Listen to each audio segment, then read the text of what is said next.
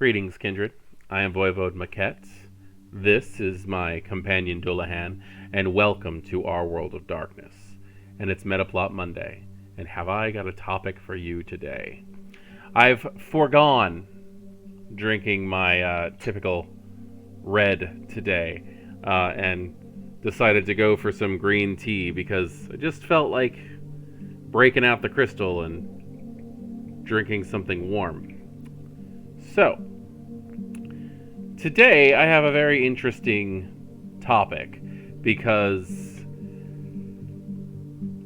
it's not going to be a lore sheet, which I understand we don't cover lore sheets every time, but they are the backbone of what Metaplot Monday is, seeing exactly where these lore sheets and their topics fit into the metaplot and how you can actually tie your character into the overarching style the game is going for using those sheets. But today I kind of want to talk about something that's been removed from Vampire the Masquerade 5th edition that seems to have caused more than just myself to wonder why. Now, this has been provoked primarily by the community member Riley Bitely, who wrote me, "If you ever do a blood sorcery or other appropriate discipline breakdown, I'd love to hear your thoughts on how Koldunism could be brought into V5, specifically fire, water, earth, and air paths. I always felt like it's more spirit magic and tied to their ownership of the land than blood magic, so I feel like giving or having a Tzimisce learn blood sorcery and then homebrewing rituals just doesn't fit, or just doesn't quite fit, as the blood-based main powers don't quite feel right to me. But, for the life of me, I can't really think of any other amalgams besides Protean 5 plus Animalism 1, which is basically Path of Spirit. I think Auspex would be a fitting component of Koldunism, though." And I can't disagree. I can't disagree at all. Since I saw that comment about 2 days ago, it's been in my head, and I can't get rid of it. And I've been trying to basically put together my own homebrew version of V5 Koldunism, and also trying to keep it within the idea of the amalgam specs. But, excuse me. Oh, that's nice. I'm drinking green tea with sencha and goji berry, by the way. How bougie is that shit? Anyway, I decided that I can't just think about Koldunism. And I am a Tzimisce fan. I love Clan Tzimisce. If you did not know, I have the Tzimisce clan symbol tattooed onto my arm. I have wood burnings of the Clan Tzimisce symbol. I love Clan Tzimisce. It's the whole Skaldic version of the vampire mythos, the Dracula and all that stuff. It hits me right here. But I decided that if the Tzimisce were going to get a special look, what else are we missing? And I was able to find, and I could be wrong because this was a this morning thing. I was just going to go off on Koldunism for a little while, which I'm probably going to do also. But I found out that there are 27 that I was able to locate. I'm sure there might be more, but I was able to find 27 traditions of vampiric magic that has been completely removed from Vampire the Masquerade 5th edition. Vampire the Masquerade has lost its magic, and for the Tremere, I'm actually happy about that, because I feel it took this highly unplayable clan and turned it into something more graspable. We'll go with graspable. Now, it's really funny that I say that, because the very first thing that came to my mind the moment I saw that was good. The second thing was, how do I stop it? And I get laughed at by my players on that one, because I actually do have a plot line in mind. It's like an Ocean's 11 style heist, where the different factions of Clan Tremere, the 4 houses that I know of, which are the Tzimisce, Karna, House Tremere, and House Gortrix, come together, put their differences aside, and then start infiltrating the different cults, which are located in cults of the blood gods, because they do have specific types of blood magics that are directly to them. And where it wouldn't be identical to past thaumaturgy, and I wouldn't want it to be, it is the Tremere trying to get back their lost power. Because as it is right now, I feel that the way V5 has brought in blood sorcery, it shows that some of the basic thoughts of Banu Hakim sorcery was the starting point for Tremere blood magic to be created, for a traditional thaumaturgy to be created. And I could be way off on that one, but guess what? I'm a storyteller and I can do whatever the fuck I want. So, that being a thing, I went over and I found, and I'll state which ones they are, but it's so weird to see that many traditions just disappear. I'm actually way off base by saying that, because it's actually 25 traditions have been lost. Because necromancy is necromancy, and blood sorcery is blood sorcery. So those two still kind of fit in there, but there are 25 other source materials, which are abyssal mysticism has been combined down into typical oblivion, which I'm fine with. It's explained. That's why I don't care. So, whatever on that one. Anarch sorcery has been lost. Anarch sorcery is described as a hodgepodge of various traditions, either rejected from their main tradition or evolving to mortal trends, often found within the Anarch community. I don't truthfully care about that. I don't. Anarch sorceries, whatever. It doesn't really do much for me. New Age blood magic, a tradition in tune with various New Age movements and mindsets. I think that really fits well with House Karna and their style of doing things. So I'm not very upset that that's been blocked off. Old school sorcery, various nearly extinct religious practices used as a tradition. That seems to me just to be a ways of life, so whatever. Punk sorcery, a variant of mortal chaos magic used by a younger kindred. That would be kind of neat to have, but again, I think that falls under the qualities of Anarch sorcery and whatever. I think the Anarchs have enough. I really hate saying that because they don't, but I like the fact that they don't. I like the Anarch underdog storyline. Assamite sorcery. Or I guess in this case it would be Banu Hakim sorcery. The ecstatic practices of the Assamite sorcerers that date back to the Second City. So that's very interesting and very old. I'm not really sure how you would do that kind of thing. I think that might actually be blood sorcery as we have it now. Duran Ki, if I'm pronouncing that properly. If I'm not, I apologize. But Duran Ki, the standard magical tradition of every Banu Hakim, which draws on ancient covenants with the gods of ancient Mesopotamia. Other observers claim that the Ashapu traffic with highly dangerous spirits. Most use Caliph, which is a VT-laced drug, to achieve the ecstasies to commune with the gods. So when you hear about Assamite thaumaturgy, where they have to basically smoke hashish to attain that magic, that's what you're talking about. So that's your standard Assamite sorcery. There's one called Seer, which is a nearly extinct variant of Assamite sorcery, preserved by the Hajj bloodline of Arabia. It is dedicated to Allah and beseeches him to aid via long prayers and religious rituals. So that sounds like something you'd hear from the Akasha vampires, which is pretty cool. Then we get our lovely Koldunism. Okay, I hate it when people call it Koldunic sorcery. The reason I can't stand that, and I'll give you a real life example, is I live near the Calusa River, which is a river in which is a river in South Florida.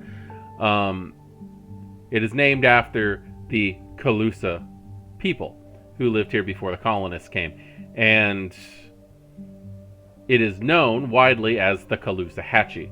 Hatchie is the word river in the Calusa language. So when people say the Calusa Hatchie River, I want to throw them in the fucking river, because you're saying the Calusa River. When you say Koldunic sorcery, you're saying sorcery. Koldun literally means sorcery.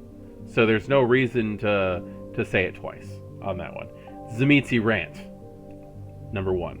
Let's see if there's any more, but bing, count that off. That is a wholly different experience than Thaumaturgy. Now, this specifically to Riley Bitely. I want to point out something, though, which is something that a lot of players don't realize, is that there have been explanations given on why certain Tzimisce have Thaumaturgy, but still are called Kolduns. And that's because at a certain point, Dullahan, I'm gonna do this. I hope you don't mind. Sorry, buddy. At a certain point in time, the Koldun spirit magic actually started to die off among the younger members of the clan. Not for lack of interest, but I think more regional than anything, and possibly laziness, because the Sabbat became more important to them. The practices of the Sabbat became more important to them, the rituals of the Sabbat and such, over their own religious practices. Keeping your relationships with the spirits became second to their needs as spiritual leaders within the Sabbat. Now,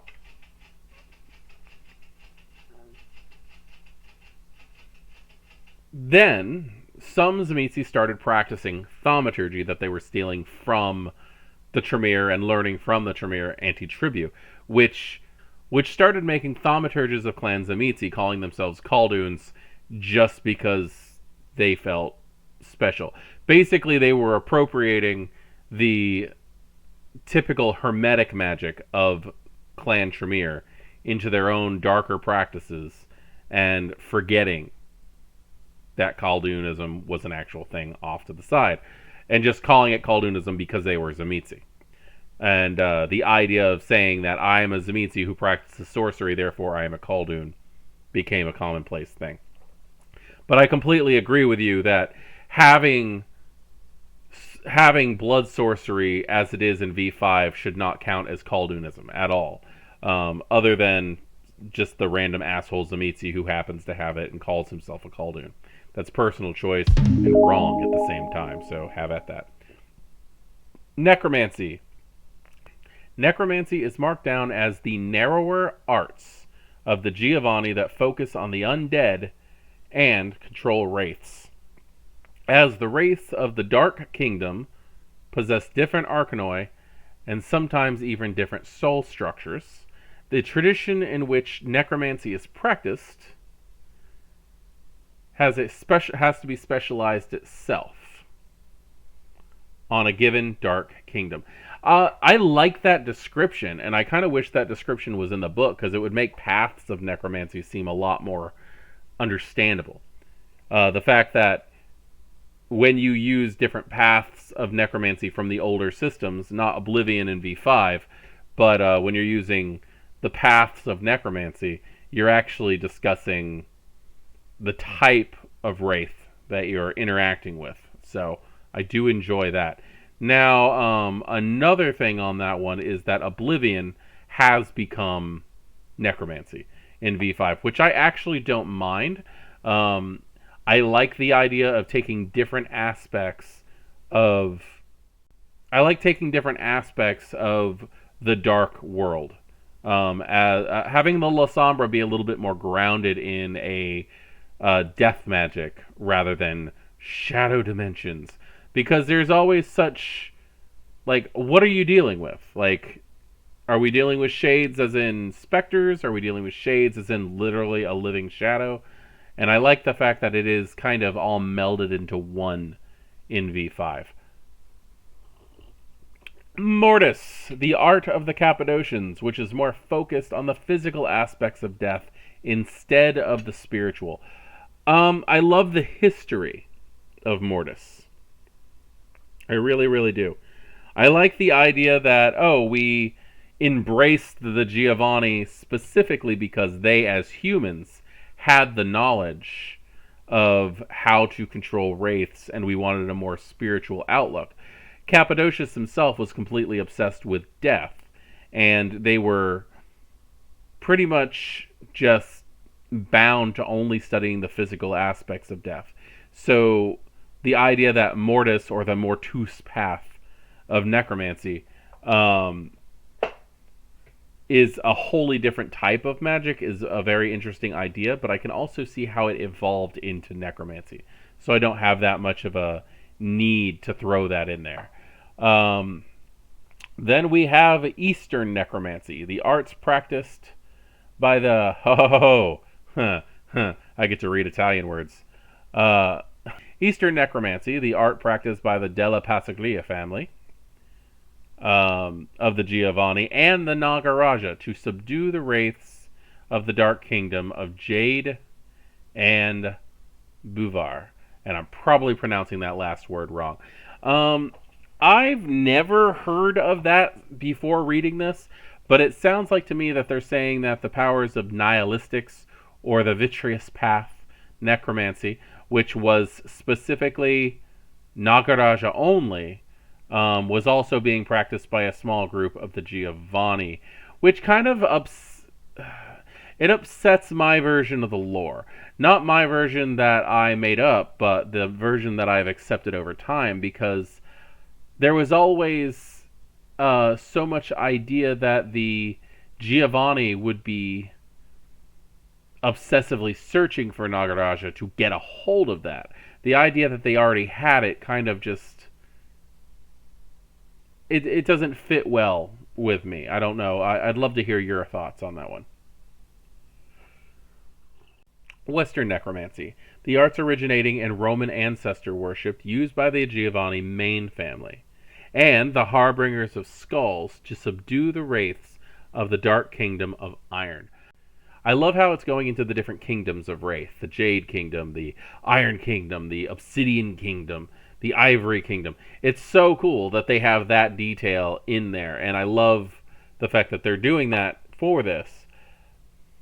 I never really considered the Harbingers of Skulls having this as a main practice. I really saw them more of the Mortus, bringing the old-fashioned Mortis back. But however they decided to describe that, that's a more spiritual side of necromancy over the physical. Aztec necromancy, so South American necromancy, the arts practiced by the Pizanob branch of the family, Giovanni, in order to control the wraiths of the Dark Kingdom of Obsidian. From what I understand, Aztec necromancy, or I'm just going to call it Pizanob necromancy is focused more on ritualistic necromancy other than paths. So I'm not really sure what the detailing on that one is. There's African necromancy, the arts practiced by the Ebony Kingdom names. You guys are going to have a nice laugh on this one. The arts practiced by the Milawatu and the Ghiberti families of the Giovanni to subdue the wraiths of the Dark Kingdom of Ivory. It sounds to me like that's more of a spiritual version of it, and I don't know much about the legacies. Truthfully, the thing that I know most about the legacies is how their humanity and beast balancing act works, and I like that. But I'm sure we'll learn more about this. Vodouin, or Vodun. I've always heard it pronounced Vodouin, even from people who practice traditional real-world Vodouin, or Vodouinism. But I've heard it pronounced voodoo, also necromancy. It's voodoo inspired take on necromancy, exhibited by the Zemeti, similar in aspects of the Wanga, which is again Ebony Kingdom. Now, I have only seen one version of, and I think it was actually just called Vampire Voodoo, which was marked in uh, a Zemeti clan book. But I'm pretty sure that Zemeti clan book might have been something that someone created and not actually White Wolf official. Um, Personally, I always thought that if you were looking at the Voodoo and Necromancy, that you're looking more like Thanatosis, which is the main discipline of the Zemeti. It would make sense for that to be wrapped into a necromancy. Ogam is a very limited form of blood magic based on Celtic runes practiced by the old bloodline, the Leonin. Now, something that I am highly amused by lately is that I'd never thought of this before, but on occasion, I watch, or I listen to, I should say, on occasion, I listen to Lore by Night, which is an amazing podcast. Their catchphrase is the podcast where we discuss everything vampiric with no fear of breaching the masquerade. I love it. It's all done in character. Oh, he's tired. He went to sleep. Let's not wake him. Um, he does everything in character. He plays a very elder Nosferatu who just has a wealth of information that he is trying to educate neonates with, and it's presented so well. His voice is just wonderful to listen to. His characterization that he has is amazing. If you guys have not listened to it, please do. I'm going to put a link in the description because it's such a great podcast. But he said that Ogam, the Leonin's discipline, is a version of Koldunism. And aside from the fact that Koldunism is a Slavic path, I do believe that it would hold the same idea as ties to the land as would Ogam. So I love the idea behind that, and I completely agree. Sadhana, the ancient thaumaturgical discipline of the Danava, and other. I'm gonna butcher this word, and if anybody has a way of breaking that up, pronunciation guide wise, please let me know. Raktasa dahas. Lactasa. The I can't even say the main word now because I'm like too focused on that. It's the thaumaturgy practiced by the Danava and other Hindu kindred, which has been practiced. It predates Tremere thaumaturgy by thousands of years. I have read the book version of Zadhara, and it is a great discipline. There are some that kind of match up with standard thaumaturgy, but most of it is more of a spiritual evolution thaumaturgy. Following that, we have Setite sorcery, the various religious practices of the followers of Set in its various bloodlines. There is Haku, the Egyptian magic practiced by the main clan since the time of Set. This is ancient Egyptian mysticism. You've got these words. Noholati, the Aztec sacrificial sorceries of the Tlaque, which is a Setite bloodline from South America who practice standard Protean and not their Serpentis version of Protean. They're said to turn into leopards and things like jaguars and things like that. There is we've come to it. Thaumaturgy, the Hermetic blood sorcery of Clan Tremere. One of the most versatile traditions, it is known for being very formal and academic, viewing most of the practices through a nearly scientific lens. That's our standard thaumaturgy that we know from first edition all the way through 20th anniversary, the various paths and rituals and things like that that we're used to. Then it has here Dark Thaumaturgy, infernal secrets and investments granted by demons and those who would worship them. Um, there has been a time that I always saw Bali with Dark Thaumaturgy, and truthfully, I don't think I would ever see Bali with Dark Thom.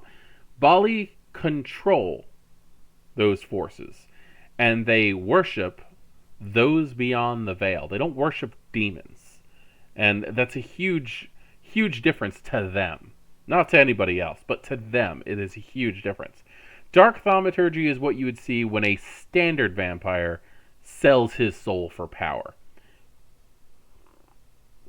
There was Hands of Destruction, which falls into the standard thaumaturgy lens, but it's also considered basically the gateway drug to dark thaumaturgy, at least where I was concerned in games that I have played in. And then you have your dark thaumaturgy that was located in like the Sabbat guides and stuff, like the Path of Phobos and things like that. And those come with summoning demons and other things, but not Bali style stuff. This is something that I would see in most other clans, but never Bali. Then it has Inkanu Thaumaturgy, a thaumaturgic style of the adherents of the Inkanu. I've never seen it. I would love to see it. I don't really know much about the Inkanu, other than they're old, they watch, and a lot of people think they're on Golconda. There's not really much information that I've come across. Silanic Thaumaturgy, a more animistic branch that is more in common with the practices of the Tzimisce used by the Televaic Tremere. This is a spiritual land-packed style of thaumaturgy. It works as the paths of thaumaturgy, but you do have to make sacrifices and such, and it's done on it's a more pagan, spiritual-based practice than it's a more pagan ceremonial magic than the calculated mathematic hermetic order magic of standard Tremere. And then there is the Wanga, the voodoo-inspired Afro-Caribbean practices of the Zemeti and the Serpents of the Light with ties of Vidawan necromancy. 27 traditions of blood magic, and we have one, and it's a bastardized version mix of the Banu Hakims and the Tremere. I forgot Tremere. I do appreciate the fact that the World of Darkness has given us blood alchemy for the Thin Bloods. I think that's pretty darn cool. And I do enjoy the fact that in Cults of the Blood Gods we are getting a lot more single serving magics. So that's all very fun. That's all very great. But, and when I say that, there are certain things that I think should not have disappeared. Not many people are going to see or play a Danava, the ancient Ventrue of India. And maybe that could fall into the Ashira. I think I called them Akasha earlier. I apologize. The Ashira areas. I'm not really sure where that would fall. I don't know if they'd be considered a lost bloodline. But I can say that their practices would be not something that most people are going to really get into. I mean no offense by that, but it's just it seems like a Ventrue bedtime story more than anything. Now, a lot of these things have been covered in areas. The A lot of the necromancy stuff is all condensed in Cults of the Blood Gods and different lore sheets, which we will be getting to eventually. So I'm not going to complain about that much. Koldunism, I feel, does need a place. And the way that I see it is actually, I completely agree with Riley Bitely, where it should be an Auspex amalgam discipline. And I'm trying to decide if it should be an Auspex amalgam animalism discipline. And that would actually bring us to the idea of the very lost discipline of Spiritus, which was not on this list, which I'm very sad about. Spiritus should be on there, because there is a bloodline of gangrel, known as the Aramanes, which are primarily female line of cat gangrel. And they're from the American Southeast, the New Orleans, Louisiana area, which are traditionally Sabbat, but don't really give a crap about the politics or the warfare. They're basically Sabbat when the Sabbat are around, because you have to be. If you want to survive in a Sabbat area, you have to be Sabbat when the Sabbat are around. But they have ways of more of a shamanistic sense of being able to talk with the spirits of animals and to take on the features of animals. Very similar to Abamawe, which is the Akenazi's discipline from, again, the legacies from Africa. Spider gangrel. So I guess this was my rant about, look at all these sorceries that we had and don't have any longer. Perhaps a lot of them went unused, but there are certain ones that I think need to come back. Does Thaumaturgy need a revamp? Do we need a sorcery companion when it comes to V5? Is that something that needs to be brought up? Is that something that Justin Achille and his team are working on in the World of Darkness? Now, personally, I like the Tremere neutered. I think that they have I think that they've had their heyday of being able to go, well, I've been playing this long, and therefore I have 15 paths of Thaumaturgy and stuff. A V20 tried to calm that down a little bit, I think. They made it so that I think it was possible to get maybe 3 paths, but still, that's a little crazy.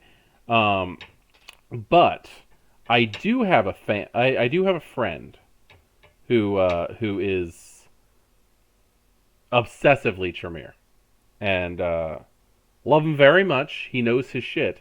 And when V20 came around, before the second edition of V20 that is out, which I am going to be getting a hold of a copy of, because I do plan on looking at that book on World of Darkness, on our World of Darkness. He wrote homebrew for every single path of Thaumaturgy in existence. I couldn't believe he did it. Like, he did it. And the thing that I really feel bad about is that we were playing a V20 game when he did it. I was running a V20 game when he did it. And then the game was over right after he finished. And I felt so bad that he never got to play his stuff. But he did a really, really good job. But even he, as obsessed with Thaumaturgy as he is, thinks that Path of Blood should have 5 levels. And every other path should have 3. Based on the idea of the way old LARP systems were handled, where it was a basic, an intermediate, and an advanced, and that the other ones were just filler disciplines, and there was no need for them. There were so many levels of, and even Laura Flames was just kind of pointless. The idea of level 1, my hands are on fire. So I basically gave myself burning feral claws. I've never seen a Tremere take fists against anyone. I would love to see a Tremere fist fight. That would be ridiculous. Um, but level 2, I can throw the fire now. Is interesting ish. But, like, that seems like it could be condensed into level 1. Level 1 means that you can make fire, and on your next turn, you can throw them. That's a level 1. That doesn't need to be carried over. And same thing with, like, Wall of Fire and Conflagration kind of does the same thing. Rain of Fire is pretty damn epic, but even my friend who's obsessed with Thaumaturgy thinks it's a little bit much. So, the idea that Thaumaturgy could be compressed would be a lot better. Do we want to see it as other clans? No. No. No. No. But the idea of the Tremere without access to Thaumaturgy is interesting. Tremere Thaumaturgy, it could definitely use a boost in place. I like the way that Necromancy has become Oblivion. I like the fact that they're basically two different aspects of the same way of looking at things. But I think we could possibly use, and maybe there is one and I just haven't found it yet, I think we could possibly use a Abyssal Mysticism lore sheet for people who have learned how to take their Oblivion to the next level. And then you get some more traditional, fun, scary Oblivion obtenebrations type things. But getting on to Riley Bitely's prime thought is Koldunism. Koldunism is marked as the elemental art of the Tzimisce that focuses on the control of local spirits through their link to Cupola. Koldunism is something that deserves to be in V5. For those of you who do not know, Cupola does not just fall within the world of darkness. It's actually a reference to a Eastern European holiday, which is Cupola's Nights, or Ivana Cupola, which is the summer solstice. It falls anywhere between the 23rd and the 24th of June. I've actually seen it marked down as the 6th or 7th of July as well. But calendar-wise, it would end up being on the, or I should say, solar-wise, it would end up being on the 21st through the 24th of June, depending on the year. History-wise, the name of the holiday was originally Cupola, a pagan fertility rite, later adapted into the Orthodox Christian calendar by connecting it to St. John's Day, which is on the 24th of June. Eastern Christianity uses the traditional Julian calendar, which is misaligned with the actual solstice. The 24th of June in the Julian calendar actually falls on the 7th of July in more modern Gregorian calendars. The Ukrainian or Belarusian and Russian names for the holiday combine Ivan, which is literally John in Eastern Europe, and Cupola, which is thought to derive from the Slavic word for bathing. However, which like John the Baptist. However, it more likely stems from the Proto-Slavic word kump, which translates to gathering. The two feasts could be connected by reinterpreting John the Baptist's people through full immersion in water. However, the tradition of Cupola predates Christianity. The pagan celebration was adopted and reestablished as one of the native Christian traditions intertwined with local folklore. So, as you can see, Cupola actually exists outside as a Slavic tradition, which is pretty cool. Now, that's a little bit of history, but World of Darkness Cupola is a little bit different. We're not talking about a celebration of St. John or a pagan gathering. What we're talking about is a straight up demon, also known as the Talon of the Worm or an Earthbound. Getting into some World of Darkness information. Long ago, sensing the intrusion of powerful forces into lands he considered his own, the demon has made it his business to learn everything he can about his rivals for power, though he has yet to learn his rival's true name. Kupala's own actions are limited, sending out lesser minions and granting visions to a madman who was once a shaman. Now that continues going on, bringing in all kinds of things, mostly, strangely enough, tied into Malkavians, Anatole and Octavio and things like that, and people like that. But it says that the Tzimisce still celebrate Kupala's night, more in line with the fact that their founder was attacked on that night. Now, as a relationship with the Tzimisce, legends of Tzimisce clan recall the eldest met Kupala long ago. When it first arrived at Transylvania, it was a slumbering entity sealed by the lupines and yearned for freedom. Despite great resistance, Tzimisce managed to free Kupala in exchange for mystic knowledge, but even the antediluvian could not sever its ties between it and the Carpathian lands. The demon is also referenced by name, if not directly invoked, by some Koldun through a number of powerful Koldunic rituals. What I would like to see as a storyteller and as a player is a new set of amalgams, mixing together animalism and auspex into one thing so that you are actually interacting with the spirits of the lands, much like you would interact with the animals in animalism, bringing forth elementals and things like that.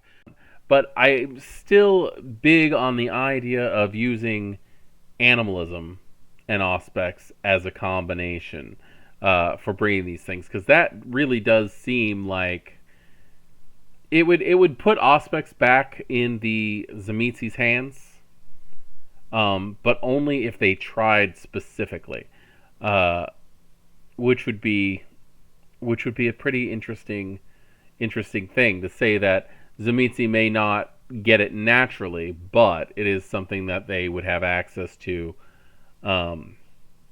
over time, because any vampire can learn anything with a teacher. But we do have other aspects of sorcery in the same fashion, such as Setite sorcery, which I think would be interesting if we're talking about amalgams, it being a presence amalgam, due to the fact, maybe even bring in auspex with that one. Maybe it's a presence auspex amalgam. I think that to do these sorceries justice, that they should be amalgams based on what is natural to the clan. And perhaps I'm misspeaking on that one, but that seems to make sense to me. If you are not going to do amalgams, then lore sheets would probably be your best bet. But I really do think amalgams might be the way to go on this one. Now, I'd like to know your opinion on that, because obviously I'm just blathering here. In fact, I'm probably going to edit this and see if I'm even going to put it up. But yes, there's a lot to consider when it comes to magic, and I know that I'm going to be sitting here behind a computer constantly trying to rework the different paths or the different ways of Koldunism specifically, but also the other types of thaumaturgy now to fit into V5. If the creators working on V5 right now are trying to make it so that there's no extraneous branching powers, we need to find a way to get it to work properly. Now, as for Koldunism, there's not much lore. There's no lore, really, in V5 on Kupala. We do know that in the final nights he was set free while he was acting as a mediator between the Toreador and the Nosferatu antediluvians. But where is he now? And if he was set free, is that why Koldunic sorcery is gone? That would make it so that it was him who gave it to them, or the Tzimisce's pacts with the land. Is it the founder of the clans that really holds all the ties on the sorcery? Did the Tremere lose their thaumaturgy due to the fact that the Tremere Council and Tremere himself is most likely dead due to the attack on the Prime Chantry by the Second Inquisition? If that's the case, do the Setites no longer have sorcery because Set is dead? There's a lot to think about when it comes to sorcery, and I want to know your opinions on it. I want to know what blood magic you hope makes an appearance in V5, and which ones you don't.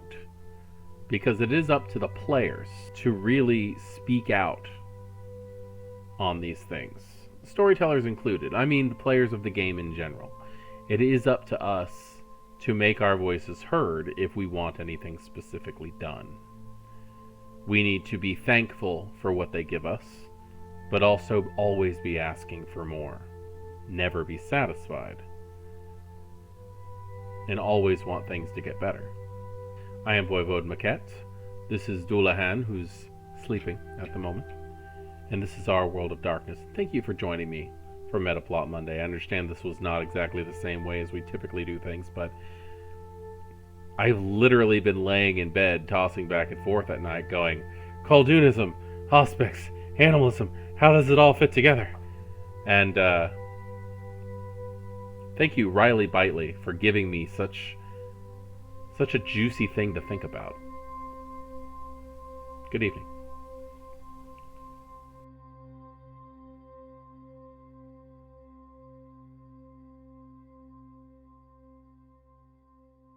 Oh my god, guys, look what UPS just dropped off.